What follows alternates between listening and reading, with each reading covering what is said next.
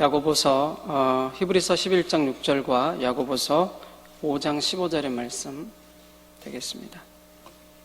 일단 먼저 히브리서 11장 6절입니다. 찾으셨으면 같이 읽겠습니다. 시작. 믿음이 없이는 하나님을 기쁘시게 하지 못하나니 하나님께 나아가는 자는 반드시 그가 계신 것과 또한 그가 자기를 찾는 자들에게 상 주시는 이심을 믿어야 할지니라. 아멘. 야고보서 5장 15절입니다. 뒤로 넘기시면 야고보서 5장 15절.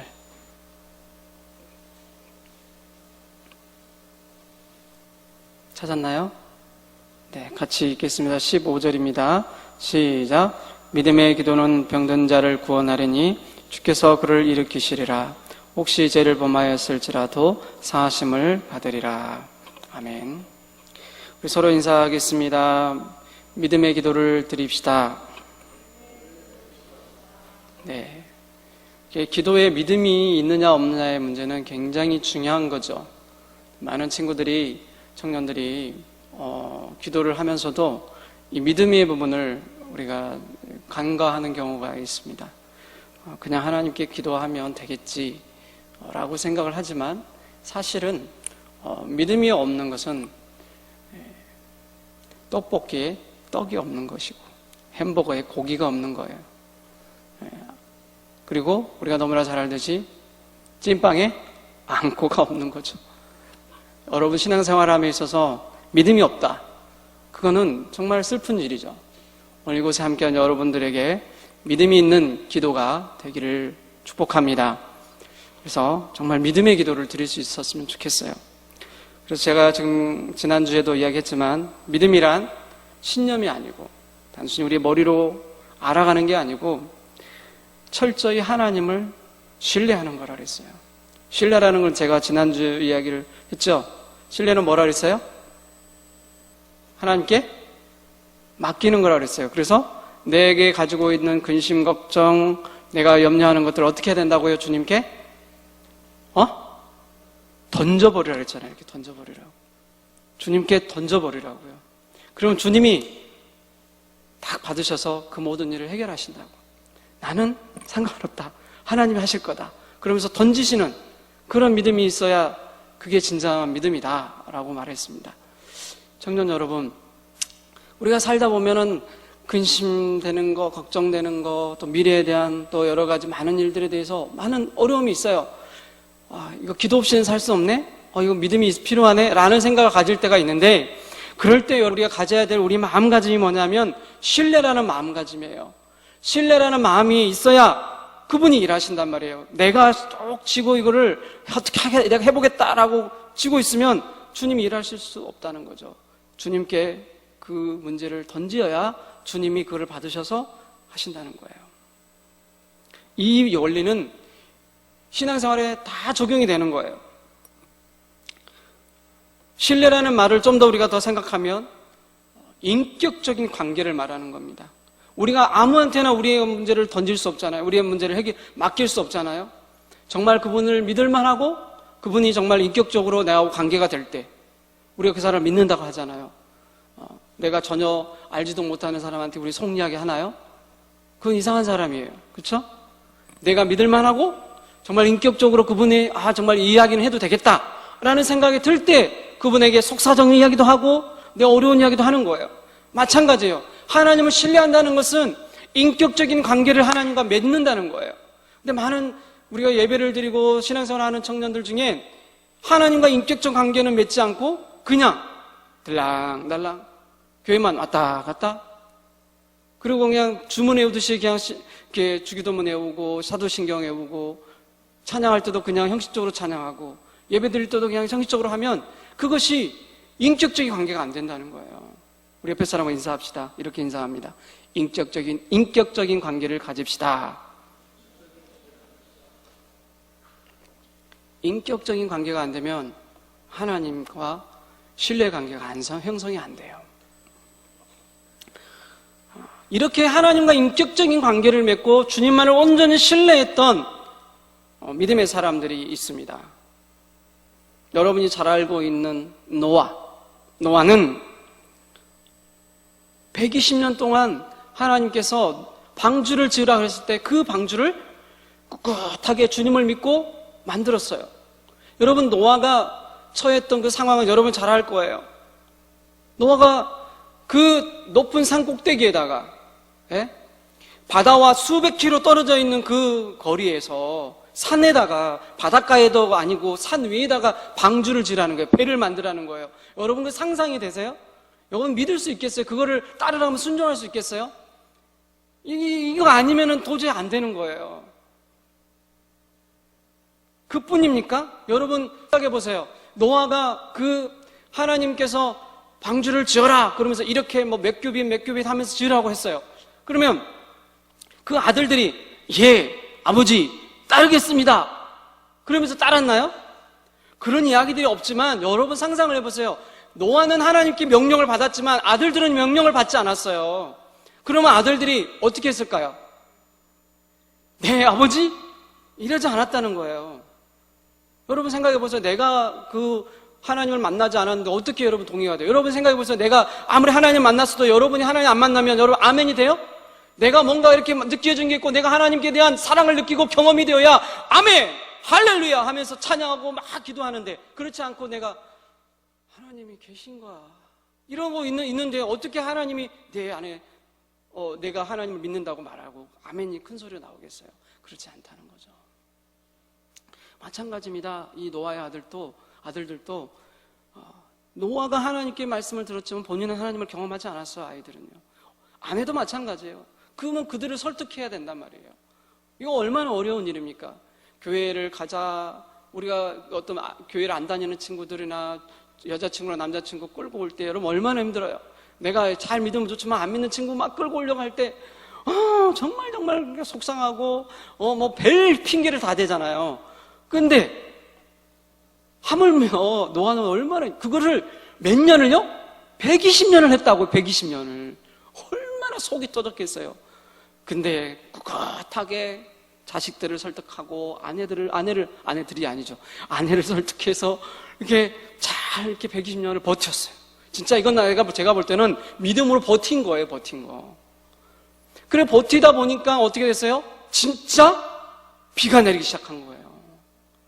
비가 하루 이틀 내리기 시작하는데 막 이게 보슬보슬 이슬비가 내리는 게 아니고요. 그냥 말 그대로 폭포수가 내리는 거예요. 막 위에서 바가지로 이렇게 막 바켓으로 이렇게 퍼붓듯이 비가 막 팍팍팍 쏟아붓는 거예요. 그러니까 그걸 며칠이요? 40주야를 그렇게 비가 내리는데 여러분 사람들이 얼마나 깜짝 놀랐겠어요. 돈 많은 사람들이 그거 이렇게 이제 막 큰일 나니까 막 거기 산꼭대기로 올라가서 방주 타려고 얼마나 노력하고 막 별 돈을 쓸고 막 이렇게 했겠어요.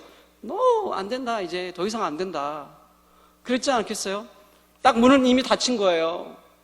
그런 돈도 안 되고 아무것도 안 되는 거예요. 이제 능력으로 아무것도 할 수 없어요. 진작에 믿으라 할 때 믿었어야 했는데 안 믿고 결국에는 노아는 노아의 가족들과 함께 방주에서 구원을 받았죠. 이게 바로 저와 여러분이 알고 있는 노아의 이야기입니다.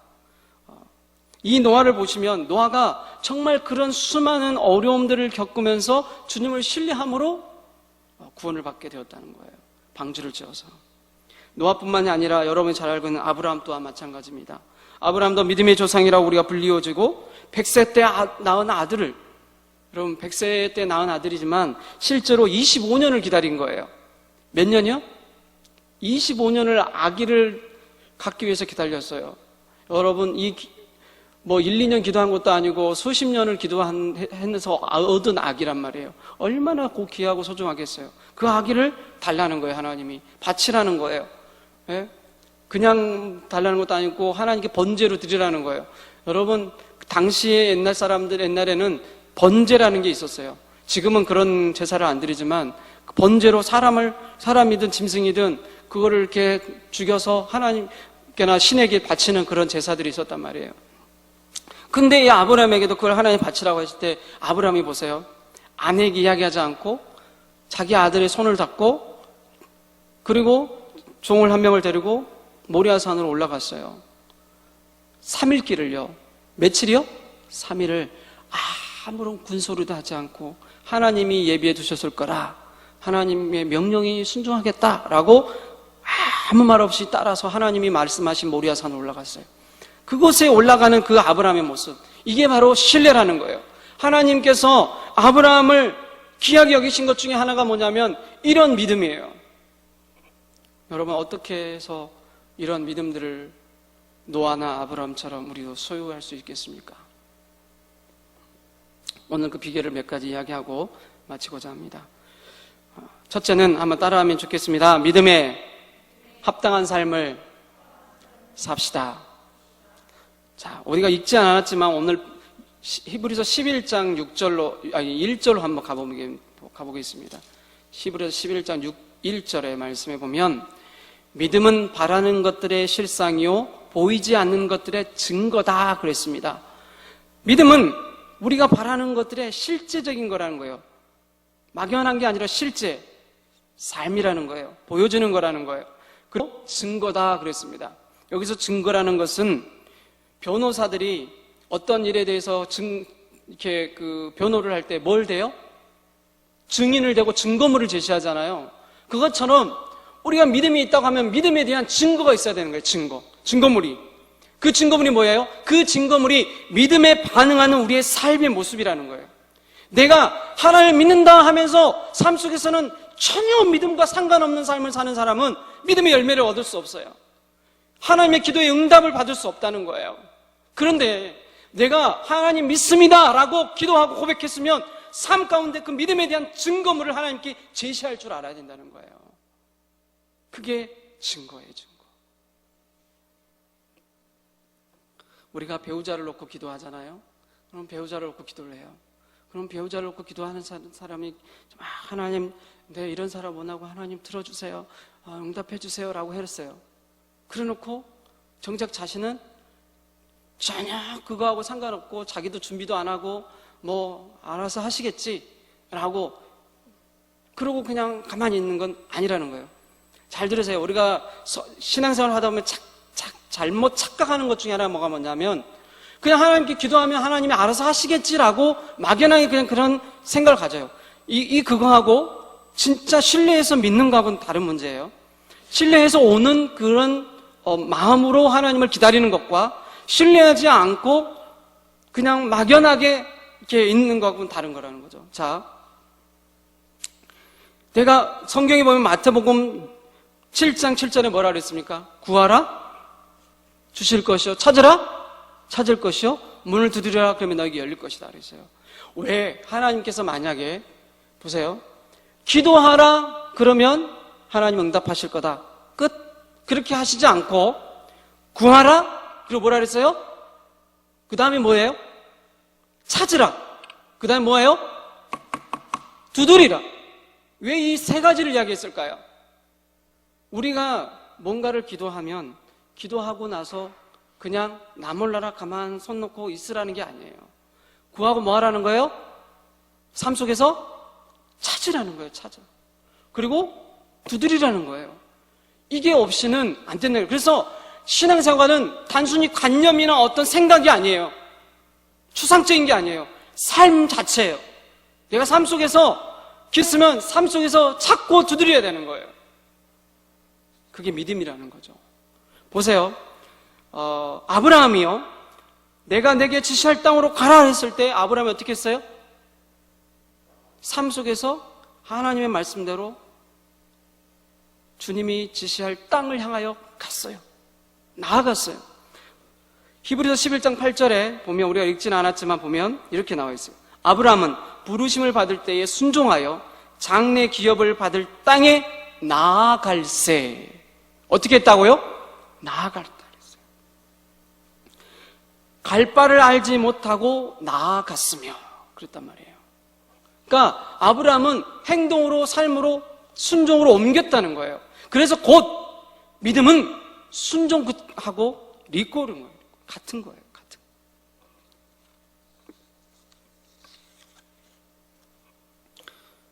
청년 여러분, 우리가 하나님께 믿음으로 구하는 것은 삶 속에서 증거로 나타나야 합니다. 여러분 삶 가운데 구하는 것들 믿음으로 구한다면 찾고 두드리는 그런 삶이 또한 있기를, 그런 증거물들을 하나님께 드릴 수 있는 여러분 되시기를 바랍니다. 두 번째는 따라하겠습니다. 말씀의 능력을 믿읍시다. 이거 굉장히 중요한 건데요. 우리가 기도할 때 많은 청년들이 기도는 하지만 말씀과 상관없는 기도를 할 때가 많아요. 말씀이 없는 상태에서 그냥 말씀하고는 전혀 무관하게 그냥 내 욕심을 따라서 내 감정에 복받쳐서 기도하는 경우가 많다는 거예요.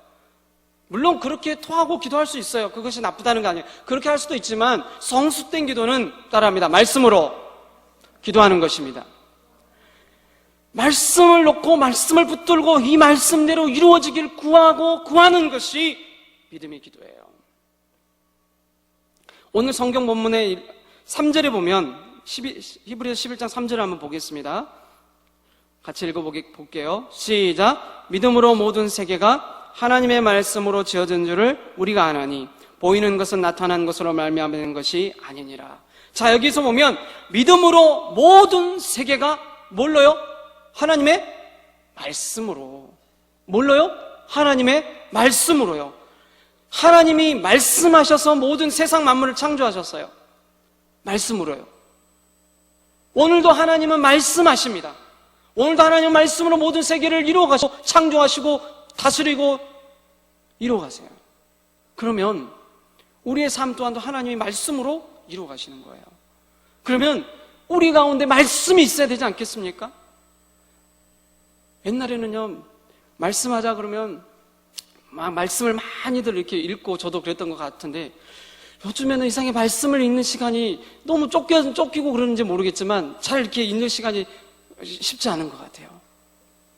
여러분, 이럴 때일수록 우리가 말씀을 더 가까이 해야 됩니다. 말씀을 읽고 계속 전에도 말씀을 드렸지만 말씀을 붙들어야 능력이 나타나요. 말씀을 내가 읽고 묵상해야 그 말씀을 통해 해서 하나님이 일하세요. 오늘부터 여러분 다시 한번 부탁드립니다. 말씀을 읽으십시오. 예? 부탁드립니다. 말씀을 읽으십시오. 오늘 저녁에라도 가서, 오늘 이후에 저녁에 가서 요한복음을 펴든 잠언을 펴든 창세기를 펴든 한 장이라도 좋으니까 제발 말씀을 펴십시오. 그리고 그 말씀을 통해 하나님이 주시는 사인을, 뜻을 받으시기 바랍니다.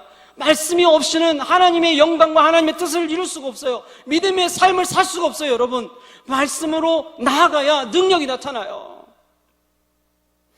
많은 믿음의 사람들이요, 하나님의 사람들이요, 말씀을 붙들었어요. 하나님의 음성을 들었어요. 하나님의 음성을 듣고 나아갔지 내 마음대로 하지 않았어요. 내 마음대로 하니까 어떻게 됐어요? 결국 하나님께 버림받게 되는 거예요. 사울 왕을 보세요. 하나님의 말씀을 어겼어요. 내 뜻대로 했어요. 내가 원하는데 내가 왕이니까 내 마음대로 해버렸어요. 그러니까 어떻게 돼요? 결국 하나님 앞에 버림받아요. 전에도 설교한 적이 있지만 여호사밧 왕도 마찬가지예요. 하나님의 말씀을 제대로 안 듣고 하나님이 원하지 않는 다른 거짓 선지자의 말을 듣고 길앗 나못을 치라고 하니까 그걸 따라갔단 말이에요. 결국 어떻게 했어요? 실패했죠. 하나님 말씀을 바로 알고 그 말씀을 붙들고 나아가는 자, 하나님이 일하십니다. 저와 여러분이 그 주인공이 되기를 축복합니다. 마지막 세 번째 한번 따라하겠습니다. 하나님을 기쁘시게 하는 자세를 가집시다. 네, 늘 자세 이야기하지만 우리가 하나님을 기쁘게 하겠습니다 라는 자세가 있어야 된다는 거예요. 많은 사람들이 하나님을 믿지만 하나님을 기쁘게 하겠다는 자세가 아니고 나를 기쁘게 해야지 이런 마음으로 교회로 오는 사람이 있어요. 어디 하나님의 말씀을 어떻게 목사님이 나를 기쁘게 하나 보자 하고 있는 분들이 있단 말이에요. 그거는 교만이에요. 미안한 이야기지만 오늘날 많은 사람들이 나에게 포커스를 맞춰요. 예배가 나를 위한 것입니까? 우리 본질을 정확하게 이야기합시다. 여러분 저한테 욕을 해도 좋아요. 저는 그러나 본질을 이야기할 거예요. 예배가 예배되는 게 뭡니까? 교회가 교회되는 건 무엇입니까? 진정한 그리스도인이 무엇입니까? 하나님께 드림이 되는 거예요. 너희가 산 제사로 하나님께 드리라 그랬어요. 그런데 우리는 어떻게 살아요? 내가 주인공이에요. 내가 은혜 되면 교회 나가고, 내가 은혜 되면 말씀을 따르려고 하고, 내가 은혜 안 되면 안 되는 거예요. 이런 예배를 우리가 하나님께 드린다면 하나님이 기뻐하시겠습니까? 미안한 얘기하지만 우리는 태도를 바꿔야 됩니다. 예배하는 자세가 바뀌어야 돼요. 따라합니다. 하나님을 기쁘게 합시다. 하나님을 기쁘시게 하겠다는 그 마음이 중요해요. 그 마음을 하나님 받으시는 거예요. 이 예배는 하나님을 기쁘게 하는 것입니다. 하나님을. 오늘 본문 11장 5절에서 6절의 말씀을 같이 한번 보시겠습니다. 5절 6절. 믿음으로 에녹은 죽음을 보지 않고 옮겨졌으니 하나님이 그를 옮기심으로 다시 보이지 아니하였느니라. 그는 옮겨지기 전에 하나님을 뭐한 자요? 기쁘시게 하는 자라는 증거를 받았다 그랬습니다. 에녹이 어떤 사람이었다고요? 하나님을 기쁘시게 하는 자라. 그러면서 뭐라고 하고 있습니까? 6절에 같이 읽어보겠습니다. 시작. 믿음이 없이는 하나님을 기쁘시게 하지 못하나니 하나님께 나아가는 자는 반드시 그가 계신 것과 또한 그가 자기를 찾는 자들에게 상 주는 이심을 믿어야 할지니라. 여러분 믿어지면 아멘. 감사합니다. 에녹은 하나님을 기쁘시게 하는 자라 그랬어요. 어디서 힌트를 얻을 수 있냐면 에녹이라는 이 이름 자체에 그 뜻이 있어요. 에녹이라는 뜻은 히브리어로 감동시키다라는 뜻을 가지고 있어요. 감동시키다. 누구를요? 하나님을. 그러니까 에녹은 그 이름 자체가 하나님을 감동시키는 사람이에요. 하나님을 감격시키는 사람. 그러니까 하나님을 기쁘게 하는 사람이었다는 거예요. 감화시키다. 어떻게 감화시켰습니까? 우리가 여러분 한번 찾아보시면 아시겠지만 창세기 5장 24절에 보면 이렇게 나와 있어요. 에녹이 하나님과 동행하더니. 에녹이 하나님과 동행하더니. 에녹이 어떻게 하나님을 기쁘시게 했느냐 하면 하나님과 동행하는 삶을 통해서 하나님을 기쁘게 했다는 거예요. 하나님과 동행하는 것이 무엇입니까? 하나님과 함께 걸어가는 거예요. 하나님과 함께 걷는 거예요. 걷다라는 뜻이에요. 동행은 걷다. 하나님과 같은 방식으로 살다. 자, 정리합니다. 동행은 내 방식대로 살아가는 것이 아니고 내 생각대로 살아가는 것이 아니고 하나님의 방식과 하나님의 방법대로 사는 거예요. 아시겠습니까? 동행은 내 방식을 내려놓는 거예요. 내 생각을 내려놓는 거예요. 그래야 하나님이 하세요. 내 방법을 내려놓는 사람, 내려놓으면 내려놓을수록 하나님의 역사는 더 크게 나타납니다. 동의하십니까? 그것이 하나님을 기쁘게 하는 거라는 거예요. 여러분 주님과 동행할 수 있기를 축복합니다. 하나님과 동행하십시오. 그것이 진정한 믿음의 삶입니다. 오늘 우리가 야고보서 5장 15절의 말씀을 읽었어요. 거기에 보면 뭐라고 나왔습니까? 믿음의 기도는 어떤 기도요? 믿음의 기도는 앞에서 언급한 이 모든 믿음에 대한 결론을 가지고 이야기합니다. 믿음의 기도는 병든 자를 일으키리니 주께서 저를 일으켜 주시리라. 주께서 살려 주시리라. 여러분 삶의 이 병든 자라는 것은요, 육체의 질병도 있지만 마음의 질병과 영적인 질병과 모든 게 다 포함되는 거예요. 우리의 삶 가운데 여러분이 혹시 육체의 질병이 없다 하지만 마음의 질병이 있을 수도 있고, 여러분이 마음의 질병과 육체의 질병이 없다 하지만 영적인 병이 있을 수도 있어요. 영적인 병은 뭡니까? 하나님의 말씀에 반응하지 않는 거예요. 하나님의 말씀대로 순종하고 따르지 않는 거예요. 그것이 영적인 병이에요.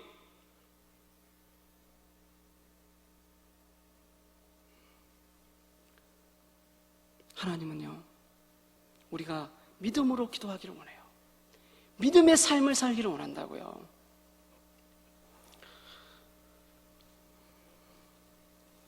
주님과 함께 동행하는 사람, 하나님이 이 시간도 찾고 계십니다. 크게 아멘하지 않아도 괜찮아요. 여러분 너무 애써서 너무 제가 초반에 와가지고 아멘해요, 아멘 하면서 여러분 안 하면 그렇게 그랬지만, 여러분 혹시 그것 때문에 시험 든 사람 있으면 용서를 구합니다. 그런 거 아니니까. 그러나 여러분 본질은 중요해요. 여러분이 정말로 하나님 앞에 진실한 마음으로 나가십시오. 진짜 동행은 하나님과 관계를 인격적으로 갖고 믿음으로 반응하면서 하나님 말씀을 붙들고 살아가는 겁니다. 포도나무가 줄기에, 가지가 포도나무 줄기에 딱 붙어 있어야 공급되어지는 좋은 영양분을 공급받아서 열매를 맺을 수 있듯이, 여러분, 줄기가 떨어져 있으면 결코 열매 맺지 못하잖아요. 마찬가지입니다. 믿음으로 산다는 것, 믿음으로 기도한다는 것은 먼저 전제되어야 될 것이 뭐냐면 주님과 붙어 있어야 되는 거예요. 그리고 두 번째는 뭐냐면 가지치기를 해야 돼요. 여러분, 열매를 잘 맺으려면 반드시 가지치기가 돼야 돼요. 여러분, 밖에 나가다가 오늘 1층에 보세요. 요쪽 편에, 현관문의 요쪽 편에 보면 나무가 새싹이 이렇게 화분에 예쁘게 새싹이 난 그 나무가 있어요. 지난 겨울에 이 나무를 다 잘랐다 그랬어요.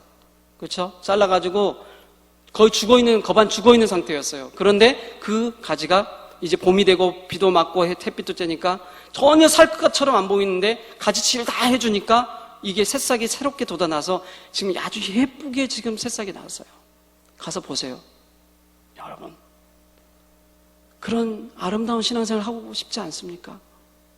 똑같이 신앙생활 하는데 어떤 사람은 여전히 믿음에 대한 열매를 얻지 못하고 믿음에 대한 어떤 결과물이 없고, 어떤 사람은 정말로 풍성한 하나님의 주시는 아름다운 믿음의 열매들을 맺고 산다. 여러분, 어떤 쪽을 원하십니까? 저는 여러분이, 우리가 후자이기를 바라요. 정말 믿음의 아름다운 새싹과 꽃을 피우고 열매를 맺는 그런 신앙생활이 되기를 원한다고요. 믿음의 기도는 역사하는 힘이 많습니다. 여러분 삶 가운데 이런 믿음의 기도가 있기를 주님을 간절히 축원합니다. 제가 간증 하나만 가져왔는데 이 말씀드리고 마치겠습니다.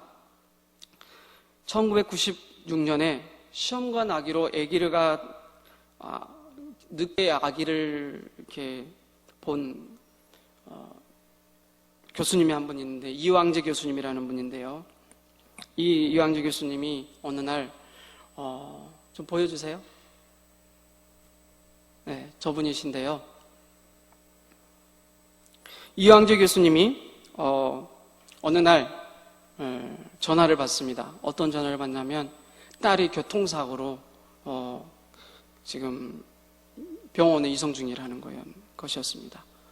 그래서 이제 가서 봤더니 자기 딸이 그 늦게 얻은 그 시험관 아기를 통해서 낳은 아기였는데, 이 아이가 간이 파열되고 짓눌려져서 이렇게 차가 앞바퀴가 이렇게 지나가가지고 그 몸을 이렇게 이 몸을 통과한 거예요. 그래가지고 다른 장기들도 파손이 되고 특별히 간이 파열이 돼버려서 이렇게 뭉개져 버려가지고 소생하기 어려울 정도의 상황이 심각해진 겁니다. 그래서 이 교수님이 이 의학을 전공한 교수님이었는데도 정말 어떻게 할 수 없어서 그동안 하나님을 믿으라고 옆에서 막 이야기했는데도 하나님을 나중에 믿지 이러고 있었단 말이에요. 그런데 그날따라 정말 하나님밖에는 찾을 게 없더래요. 그래서 하나님께 나가서 먼저는 서울대 기독교 동문회에 찾아가지고 기도 부탁하고 기도를 하기 시작했고, 그 다음에 새벽마다 나가서 하나님 살려달라고, 우리 딸 좀 살려달라고 간절히 하나님께 기도를 했더래요. 그렇게 2주가 지났어요. 2주가 지나서 나중에 이상하게 마음이 평안함이 찾아오더래요.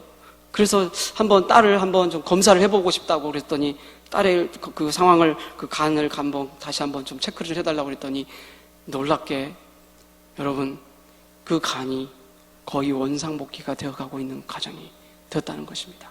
그래서 나중에는 이 딸이 살아났고 회복이 되어가지고 이 교수님이 하나님께 나중에 영광을 돌리면서 너무 하나님께 감사해서 그 뒤로 하나님의 열심히 믿고 신앙생활을 하게 되는 집사님이 되었다고 해요. 청년 여러분, 하나님은 믿음의 기도를 들으십니다. 저와 여러분에게도 동일하게 역사하시는 하나님이십니다.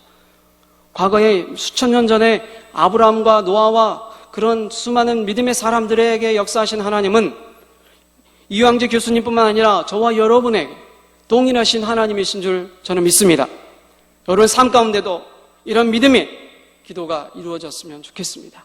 그래서 여러분 다 응답받으시고 하나님의 귀한 은혜를 체험하실 수 있기를 바랍니다.